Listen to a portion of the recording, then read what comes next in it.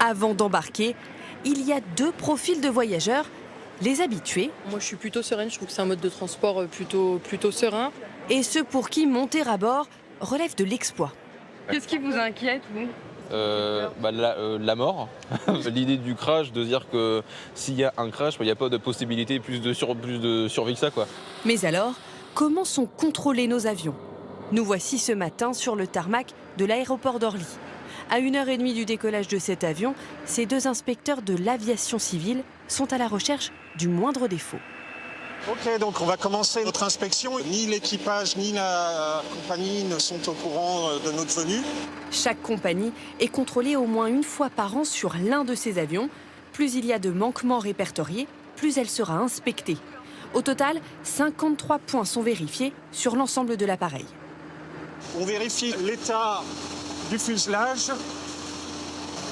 On a ici une petite coupure sur le pneu avant droit. Ça, ce n'est pas grave, ça n'empêche pas de repartir. On le notera sur notre rapport. Une inspection méthodique, extérieure et intérieure. Tout est passé au crible. Voilà, la poubelle qui doit se refermer pour assurer l'étanchéité en cas de dégagement de fumée. Aucun défaut majeur constaté, pas besoin de travaux de réparation ni d'immobilisation de l'appareil. Notre avion peut repartir. Mais ce n'est pas toujours le cas et les sanctions peuvent être lourdes.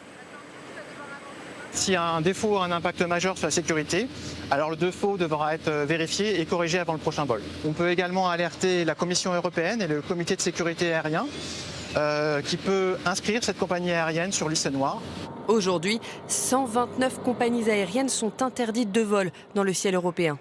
Pour ne pas en faire partie, certaines contrôlent leur flotte régulièrement. Ici, l'équipe de maintenance a 2 jours pour s'assurer que cet appareil peut voler sans danger. Il y a un mode d'emploi en fait, où on doit définir tout ce qu'on doit faire et nous on prend point par point en fonction de l'état de l'avion, de son âge et des inspections qu'on a faites avant ou après. Il y a quand même 350 personnes dans l'avion, voilà, faut que l'avion soit toujours en pleine sécurité. Du boulon au moteur, chaque pièce, chaque étape de construction est certifiée au niveau européen. Rien n'est laissé au hasard.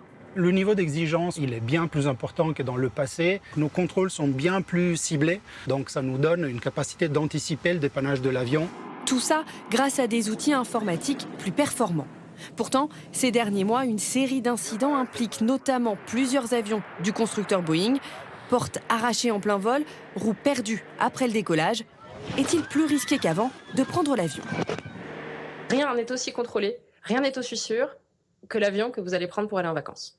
Ça ne veut pas dire qu'il ne peut pas y avoir des erreurs, ça ne veut pas dire qu'il ne peut pas y avoir quelque chose qui est mal monté, mais il y a tellement de vérifications, il y a tellement de certifications, il y a tellement de formations qui sont faites pour toutes les personnes qui travaillent que ça reste, et pour très longtemps, le domaine le plus sûr du transport.